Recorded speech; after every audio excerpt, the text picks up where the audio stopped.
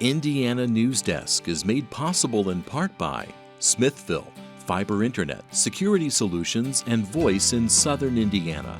More information at smithville.com. Mallard Grodner Attorneys, providing legal services to clients and the community. Understanding, expertise, results. Bloomington and Indianapolis. lawmg.com. IU Center for Rural Engagement, extending IU Bloomington resources to improve Hoosier lives in partnership with communities and organizations. rural.indiana.edu. And by WTIU members. Thank you. Coming up on Indiana Newsdesk. Indiana University has found itself caught up in the Israel-Palestinian debate since the war in Gaza began, but some say IU's responses are stifling free speech. Today it's me. The next time it'll be somebody who speaks about gender rights, women's rights, LGBTQ plus rights, any minority rights. The university has suspended one professor and canceled an upcoming exhibit by a Palestinian artist. Hoosiers are facing skyrocketing rental costs, but Indiana is one of the few states that have no rent control laws. Just because you have all these new apartments going up doesn't mean that everyone has a place that they can afford to live. Some legislators are introducing a bill at the statehouse to address the issue. And we take a look at some of the most dangerous intersections in Bloomington. We'll have these stories plus the latest news from across the state right now on Indiana Newsdesk.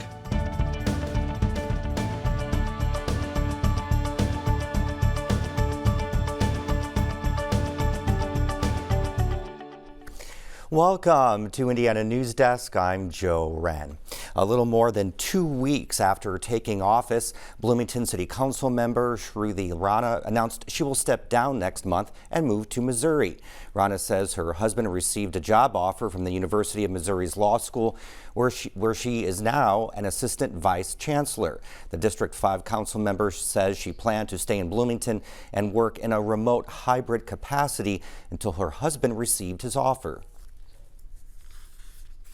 I wanted to let people know as soon as we'd made a decision and give plenty of time to help find a replacement and make sure that the city council is able to carry on as normal. Democratic Party Chair David Henry says the county's Democratic caucus will meet next month to choose her successor. The earliest that could happen would be February 21st, 14 days after Rana's last day. I would anticipate with this much interest and with additional interest that's coming in this particular race, that we'll probably be in for a longer than usual caucus. Prospective candidates include Jenny Stevens, who Rana beat in the primary for the District 5 seat, former Fire Chief Jason Moore, and Courtney Daly. Israel-Palestine debates have grown fierce on American campuses since Hamas' surprise attack on Israel on October 7th. Recent events at IU have convinced some students and faculty that the university is taking unusual measures to silence the pro-Palestinian side. Ethan Sandweiss reports. It was hard to pay attention to lectures, just like sitting around with hundreds of other individuals that have no idea of what is going on in the world.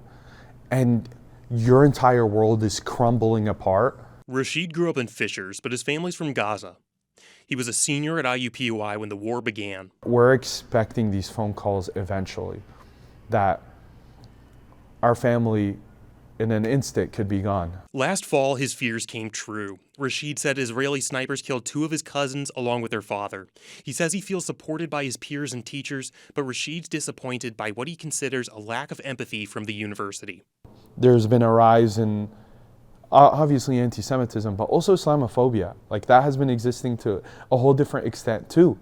And just coming out and being like, these are our students also, and this is a message that you haven't seen across the board. University President Pamela Whitten issued a statement 5 days after a Hamas attack that led to over 1,200 deaths in Israel, sharing heartfelt thoughts to the Jewish community. Many wanted a similar statement for Palestinians, who by that point had lost over 1,500 lives from airstrikes. It's not something that I'm surprised by. I think right now it's more of a shock to other people who aren't Palestinian. Awad transferred to IU Bloomington last semester. He got involved with the Palestine Solidarity Committee, a student advocacy organization on campus. In November, the group hosted a lecture by Miko Peled, an Israeli-American anti-war activist. The university canceled the event the day before, saying the committee's faculty advisor Abulkader Sino made a room reservation error. After the speech went ahead as planned, the university suspended Sino indefinitely from teaching or engaging in student activities. They're using statements that make no sense whatsoever to make those jumps from presumably having made a mistake, filling a form which I have not really, to saying that I'm a danger to the community. The university says Sino endangered students by allowing the potentially divisive event to continue and accuses him of repeated threatening behavior. Some critics noted that the investigation into Sino came one day after Indiana Congressman Jim Banks wrote a letter to the IU president threatening to withhold federal funding if the school tolerated, quote, pro-terrorist student activists. It was really confusing because they were just trying to push us around. They were genuinely just trying to get it canceled. That's how I feel. Sino's case has drawn condemnation from free speech groups PEN America and the Foundation for Individual Rights and Expression. The ACLU also says it's monitoring the situation at IU. A petition to reinstate him has amassed signatures from over 300 of his colleagues. There's no evidence that anyone was ever put in serious danger. A 2 academic term suspension seems very heavy for something like this. The university gave a similar security justification to shut down an art retrospective at the Eskenazi Museum by Palestinian artist and IU alumna Samia Halabi. It additionally told her that there was concern about her social media posts. Halabi has been outspoken on Palestinian issues. Frankly, the sole mission of a museum is to safely house and show artwork to the public. And so if that's their responsibility and their singular job, I have confidence that they can figure out how to do their job. At a Bloomington Faculty Council meeting, Provost Rahul Srivastava explained the university's decision. He said that while he can't share all the information available, the school is constantly in touch with state officials and the FBI on a number of security issues. They feel that if they raise the specter of insecurity or lack of safety, then people will go along with them and they can shut free speech on campus and destroy academic freedom on campus. University spokesman Mark Bode declined an interview for this story, but referred WTIU to the university's previous statements. IU maintains that proper procedure was followed for Sino's suspension and that Halabi's exhibit was closed due to security concerns. The statement also reaffirms IU's commitment to free speech. Sino doesn't buy it, though, and he plans to appeal his case. Today it's me. The next time it'll be somebody who speaks about gender rights, women's rights, LGBTQ plus rights, any minority rights, or any other topic that may upset politicians. I had professors, I've had my family, I've had friends tell me, like, if you walk in a classroom, don't talk about Palestine, don't say you're Palestinian, just stay under the radar, don't talk about anything. And then I realized that's not the kind of man I want to be. For Indiana Newsdesk, I'm Ethan Sandweiss. The war between Israel and Hamas has continued for over 100 days and led to the deaths of over 1,200 Israelis and 24,000 Palestinians. That's according to the Gaza-based health ministry. Well, we're joined now by Callie Lichter for the latest headlines from around the state. Welcome back, Callie. Thanks, Joe. A Senate committee approved a bill Wednesday that would hold back thousands of students who do not pass a state reading exam. Under SB 1, students' reading skills would be tested starting in kindergarten. There'd be more summer school options for students who need reading intervention. But students who lack reading skills at the end of 3rd grade would be held back. The Indiana School Boards Association supports the bill, but asked lawmakers to delay the retention piece until the 2025-26 school year. One of the few narrow exceptions of Indiana's near-total abortion ban is if the pregnant person's health or life is at risk.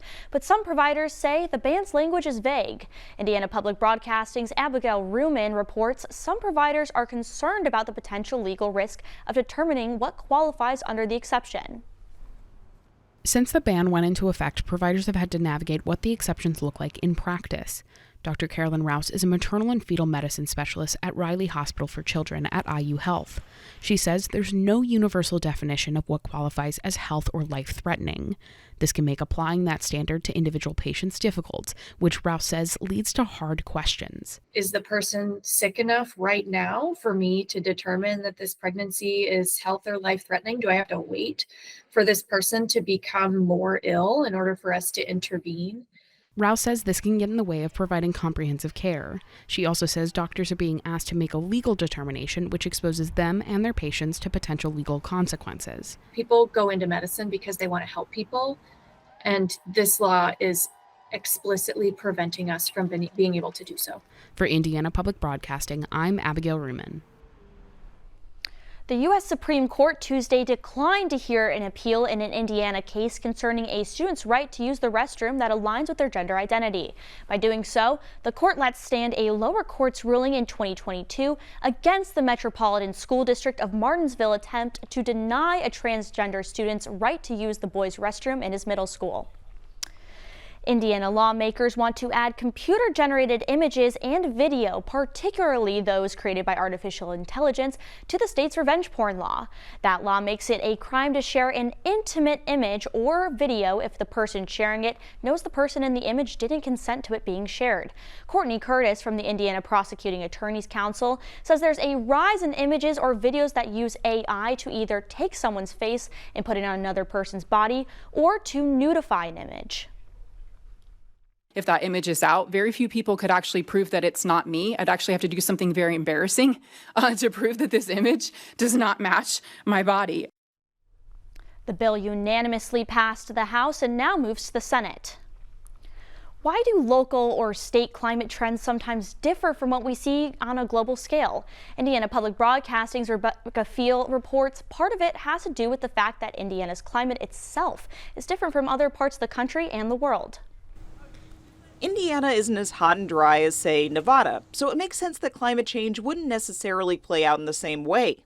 Melissa Whitholm is the regional climatologist and associate director at the Midwestern Regional Climate Center at Purdue University. Whitholm says the reason scientists tend to look at the Earth as a whole to track climate data is because there's less of that variation, which makes it a very stable measurement. Just like our body temperature really only operates in a small window of temperatures before we feel like we have a fever or we're too cold and we start shivering.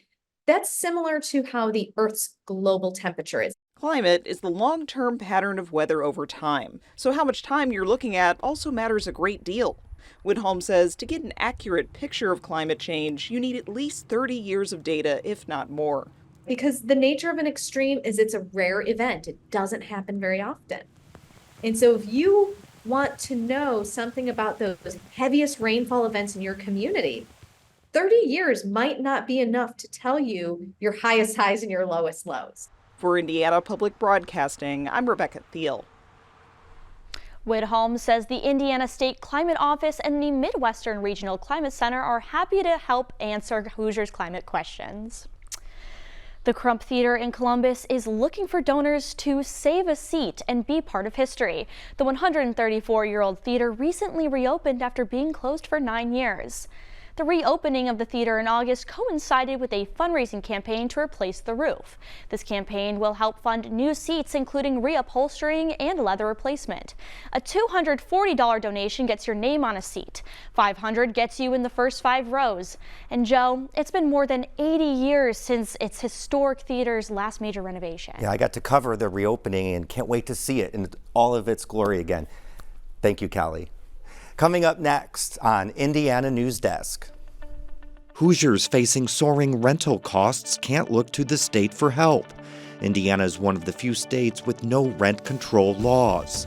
And after analyzing data for the past 2 decades, a Bloomington man plots out the city's most dangerous intersections. These stories and more right here on Indiana Newsdesk.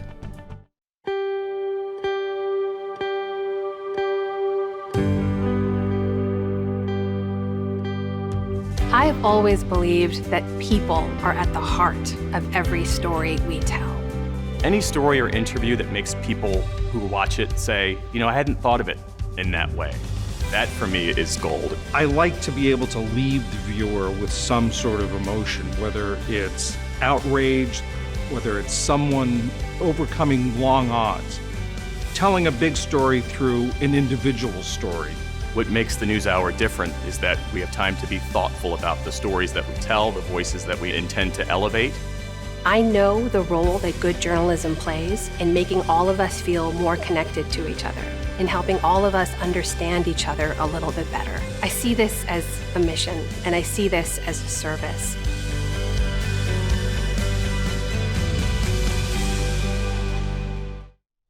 Welcome back to Indiana Newsdesk. The city of Bloomington prides itself on being bicycle and pedestrian friendly and has invested a lot in its infrastructure over the past couple decades. However, pedestrian and vehicle crashes are still a problem. Local resident and spatial analyst Mark Stossberg recently analyzed about 20 years of crash data from the early 2000s to 2022.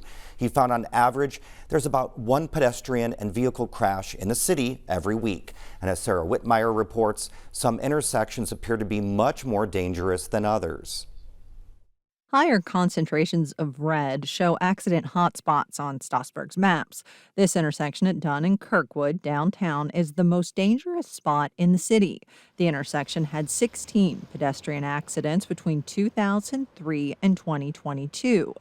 The other intersections that round out Stossberg's top 5 are Kinzer and the Bypass, 10th and Eagleson, College Avenue in Kirkwood, and Walnut and 7th Street. There's multiple factors that go in. How wide is it to cross?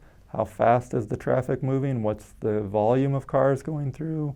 What's the volume of pedestrians there? And all those things together make it more or less likely.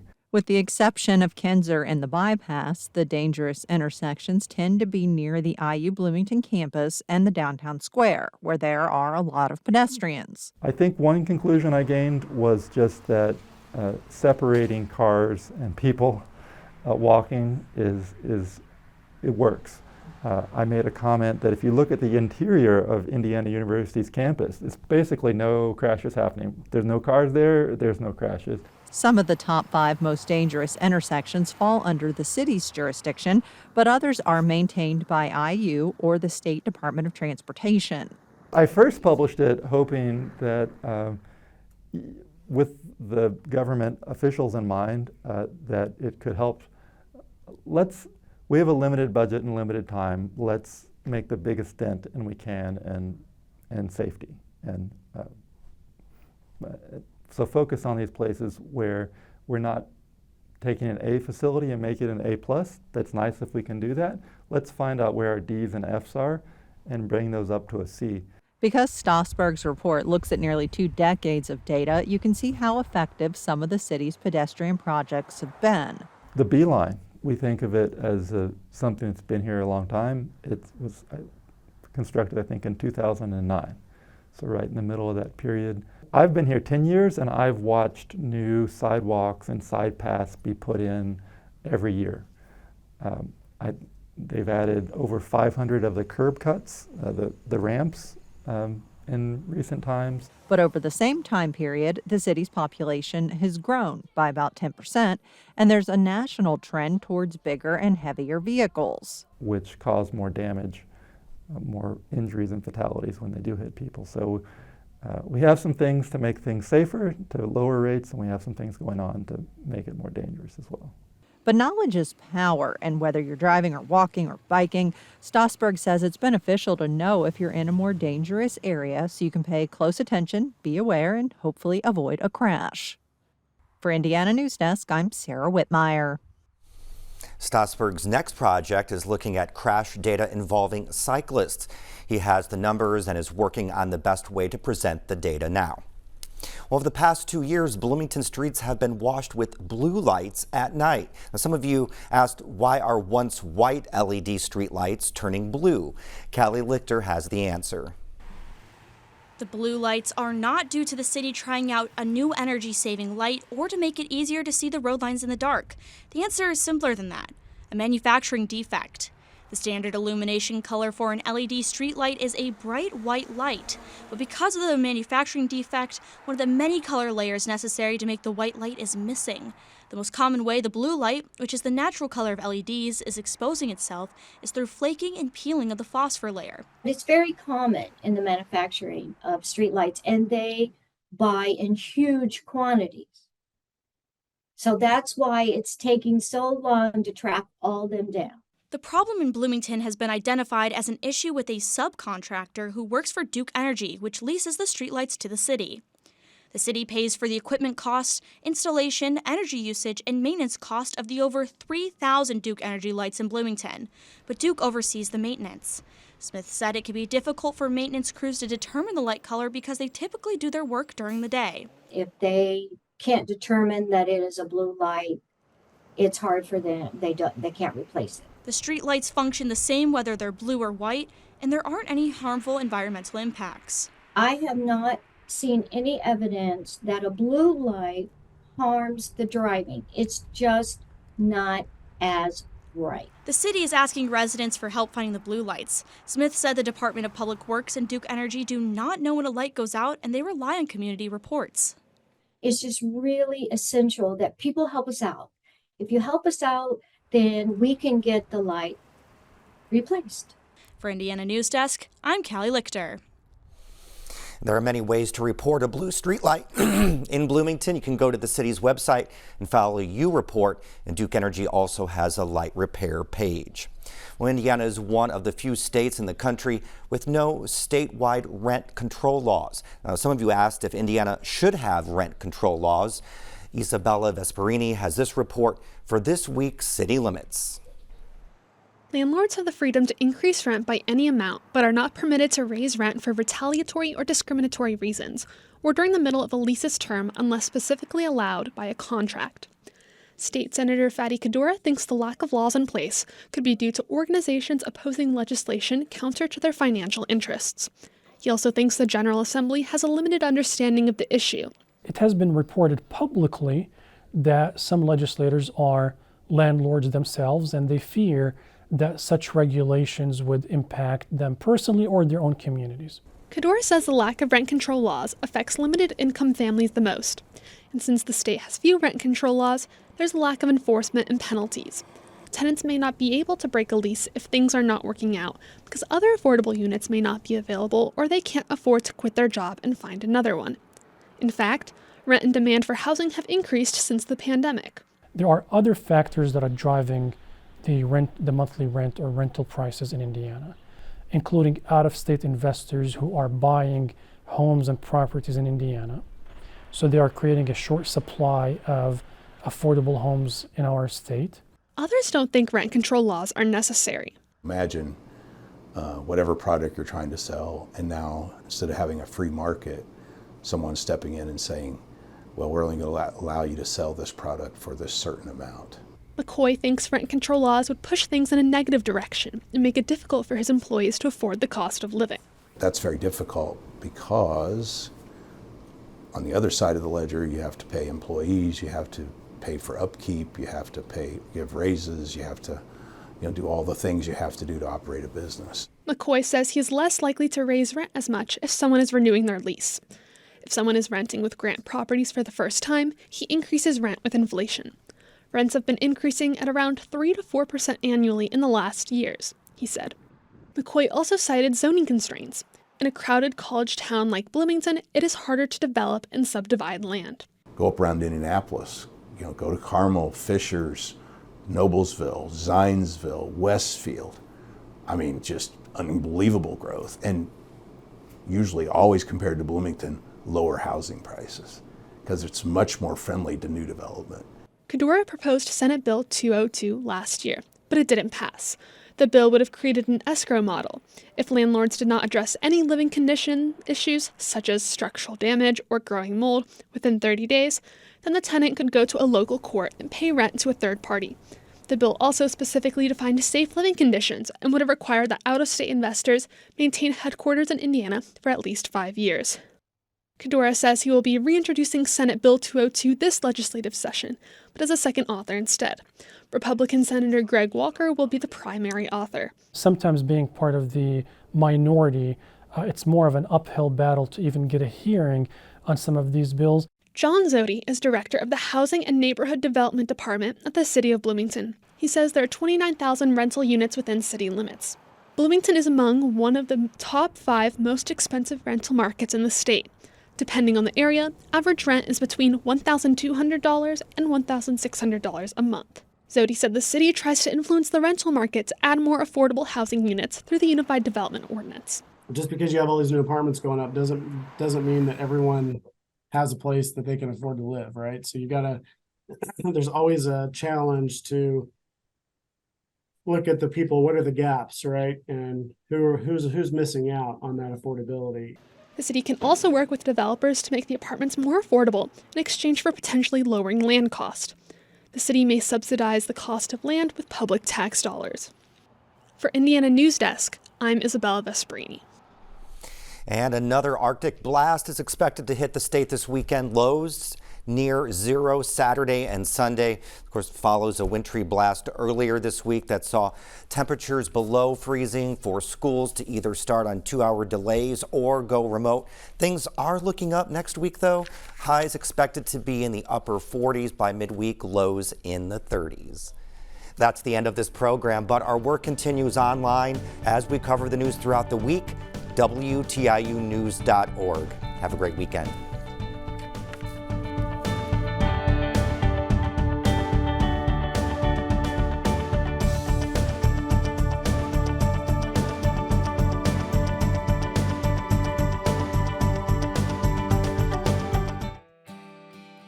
Indiana Newsdesk is made possible in part by Smithville, fiber internet, security solutions, and voice in southern Indiana. More information at smithville.com.